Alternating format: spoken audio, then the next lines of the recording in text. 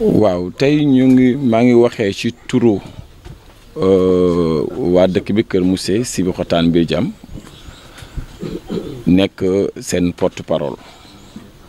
di wax tey ci problème bu ñuy taxoon bu ñuy indiwaat muy 1655R 1655R bu famille Filfili di wax ne ñoo ko moom. balaa ma dugg ci loolu maa ngi remercier monsieur le maire ñuy remercier waat préfet ak suñu autorité locale yëpp nga xam ne ñu ngi suñu ginnaaw di ñu jàppale ci li ñuy xeex di wax ne lii nga xam ne ni moom la ñuy wax fii muy toll ak 778 hectares suñ ko boolee ak bët Sénégal mu war a nekk lu toll ak 2000 hectares famille Filfili ne ñoo ko moom. fekk fi ay dëkk yu fi nekk depuis 1800 moom mu ñëw fi 54 di laaj suuf soo xam ne ni alors ñun xamul fu mu ko jëlee nu bëgg a fàttali waa Sénégal ne non seulement ñun gis ñu titre bi gis ñu kenn ko gis nañu benn bail bu mu amoon bu jeex depuis 1976 demandé nañu titre bi. xool nañ ko fu nekk gisuñu ko musuñu gis ku ko gis alors ñuy ñaan suñu président mu attu ci lii ndax mun na jur ay jafe-jafe ci réew mi ci village yu fi nekk mun na jur ay famille yu fi loro ñuy dundee ci suuf gi te mu ngi yàgg te ñun bëgguñu xuloo nii xeex bëgguñu violence danoo woote pour suñu kilifa yi addu jàppal ñu si ndax boobu ba tey dem nañu fu ñu war a dem yëpp muy kilifa diine yi dem nañu Touba dem nañu Tivaouane dem nañu Ndiassane bind nañu président lettre waxtaan ak suñu autorité locale yëpp jël suñu avocat it mu nekk maître Dieng xam naa la ci des moom aspect technique bi moo ciy wax mais li nga xam moo soxal askan bi bañ nañu te duñu nangu jamais ñuy jël suñuy dëkk ak suñuy kër di ko bàyyi ak la famille Filfili ñu ngi ñaan daal ñu ku ñu si jàppale. voilà problème foncier boobu noonu ñaata village la polarisé. waaw mu ngi jël juróom benn village dafa yéeme village yi yu mag ndax suñu waxee Sébikotane def naa kooku dëkk la. nga wax Ndoyeen 1 Ndoyeen 2 wax Suluf wax Mbir Diam wax Kër Mousse yéeme na waxuma paysans rek c'est à 7000 10 000 paysans ñoo ngi fi suñu xoolee population bi mu ngi ko xayma ci entre 30 000 ak 48 000 habitants ñoo ngi fi mu nekk loo xam ne nii xel sax nanguwul nit benn famille. waa population Kër Mousse yi ma jëloon def ma seen avocat ñu ànd ak ñoom di ko dox. bind nañu président de la république def nañu plainte yóbbu ko ci procureur u Thiès am na ci ñoo xam ne ñi arrêté woon nañ leen ñu dem défendre leen Thiès ci population yi ba ñu bàyyi leen mbir mi dafa simple dafa am benn famille muy famille yu Filfili teraanga bu nekk nag waa dëkk bi defal nañ leen ko tey ñu xëy ñu ne ñoom am nañu benn titre foncier boo xam ne anam ñoom ñu ko amee man de en tout cas maay seen avocat man gisuma ko parce que bind naa administration ñu ne ma duñ la ko jox parce que ñi moom titre foncier bi lañ koy jox waaye ñoom ñi nga xam ne ñoom ñoo ñëw ci terrain bi ne dañuy jël yëfu jaambur te ñoo génne titre bi ñoom ñu yóbbu ko teg ko ci table bi ñun ñu xool ko buñ ko xoolee dinañ xam ñoom titre bi ñu wax nan la toll est-ce que 700 hectares yi ñuy wax loolu la est-ce que 2 hectares la wala déet ñu xam ko buñ ci tolloo ba pare ñu def ay coordonnées dem vérifier fan la titre bi nekk mais loolu yëpp ñoom dañ ko bañ bi population yi. indi fii ay problème yëngu-yëngu am fi procureur de la république Thierno Demba Sow maa ngi koy sant di ko gërëm woo ñu ñun ñëpp nañu doxal jàmm pour ñu régler mbir mi ci jàmm ak salaam ñu ne ko ñun wuy si nañ la ci loolu mais ci suuf Filfili famille Filfili dañoo dem di jox fii dañuy xool benn paysan boo xam ne am na ay problème ñu jox la téeméeri junni wala ñu jox la 1 million signeel ma benn këyit pour nga mën a fi jóge ma ñëw occuper sa loolu de moo fi am. léegi nag mbir mi dafa indi ay jafe-jafe yoo xam ne population yi supporté tuñ ko tension bi am ci dëkk bi même ñoom Filfili xam nañ ne actuellement tension am na ne ñoom seen ñëw fii sax dafay am ay problème léegi nag dañoo bëgg mbir mi état bi jóg ci ñu def ko noo xam ne benn problème dootu ci am mooy lan mooy ñu indi titre am ñu xool titre am bu fekkee ne li muy wax am na itam nañu xam ne am na ay junniy famille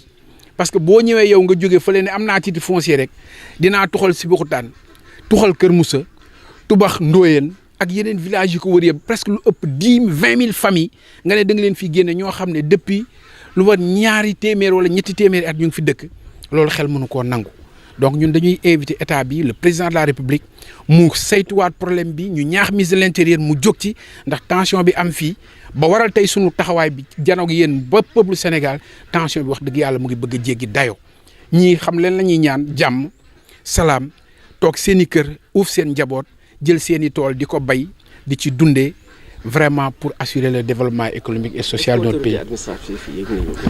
yéeg nañ ko parce que ministre de l'intérieur moom yéeg na ko te yaakaaroon naa ni sax d'ailleurs dinañu woo boobaak léegi dinañu woo mais dañoo toog nag lu yàgg parce que boobaak léegi war na def léegi ñaari at wala lu ko jege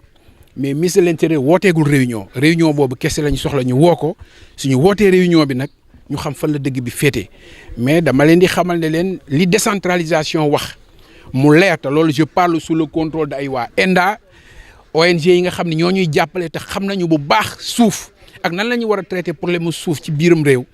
ñoom ñëpp xam nañ que ne même bu amoon titre foncier état bi responsabilité première am moo doon mu def une procédure boo xam ne digganteem la ak filfili su dee dañ koy indemniser wala ñu jox ko feneen moo xam mais ñu bàyyi population Kër Moussa ak li ko wër ak seen i suuf ñu nekk ci jàmm ak salaam ak seen njaboot loolu daal la ñuy ñaan bëgguñu xuloo bëgguñu xeex mais dañuy dem jusqu'au bout parce que duñu bàyyi jamais lu dul dëgg ñëw tegu ci kaw dëgg parce que force doit rester à la loi et la loi en définitive moom mooy li nga xam ne moom la population. Ce qui nous oppose à la famille Filfili depuis 1956 avec leur grand-père Nadra Filfili, c'est qu'ils revendiquent un périmètre qui fait 678 hectares. Alors que ce problème, depuis 1889, avec Léon Verdier, qui dit avoir acheté un périmètre de 900 hectares avec une seule caisse de bière d'une valeur de 100 francs, depuis 1889 jusqu'en 1951, date à laquelle la famille de feu François Klimis dit Farabambey ont vendu cette portion de terre devant le notaire Leguy en 1951. Ils l'ont vendu à la société céramique de Sébikotane. 700 hectares et 2 hectares qui est un titre foncier dont on n'a jamais connu les limites. Ce titre foncier, c'est de 122 AD de Thiès. Par la suite muté 1637 R à Rufisque. Jusqu'à présent, nous ne connaissons même pas les limites de ce titre. La situation, les coordonnées de ce titre, nous ne le connaissons même pas. C'est avec ce titre qu'il a fait une demande avec la réquisition 7125 qu'il a introduit auprès du conservateur foncier de Dakar. Et dans cette réquisition, on note que Filfili dit qu'il cohabite avec la famille de François Klimis pour solliciter l'immatriculation. Alors qu'on n'a jamais vu le nom de Filfili dans le dossier. Dans l'accusation même, on n'a jamais vu un acte administratif émanant de l'autorité administrative. On n'a même pas vu antérieurement à notre indépendance un acte émanant de l'autorité coloniale. Même actuellement, avec les autorités locales, on n'a pas vu un acte signé par une autorité locale. Tout ce qu'on a vu, c'est une demande, une simple demande d'immatriculation du titre. Alors que dans cette accusation, on n'a jamais vu que la famille Fifi, que cette surface leur appartient. Quels sont les villages qui sont concernés par ce litige? Dans ce litige, comme on situe le titre foncier à Sébikotane, le premier village concerné, c'est Sébikotane. Il y a Ndoyen 1, qui est à 2 km au nord de Sébikotane. Il y a le village de Ndoyen 2, qui est à l'intérieur même du périmètre et est entouré par ce titre-là. Et plus loin, à 3 km, nous avons le village de Mbirdiam. À 4 km, nous avons le village de Soulouf. Puis à 6 km de Sébikotane, nous avons le village de Kermoussa.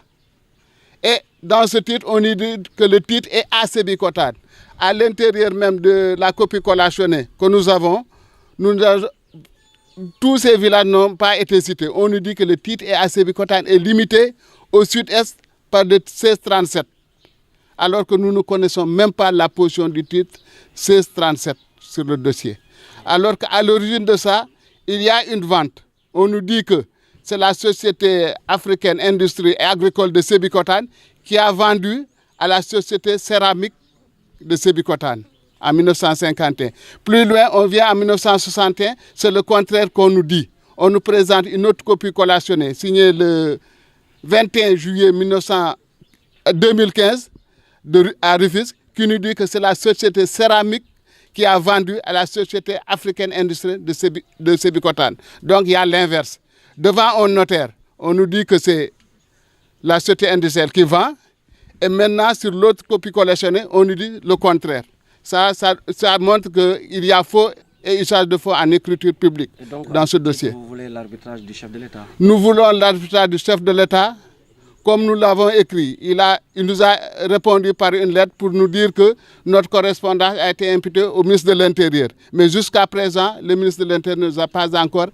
invités à résoudre ce problème.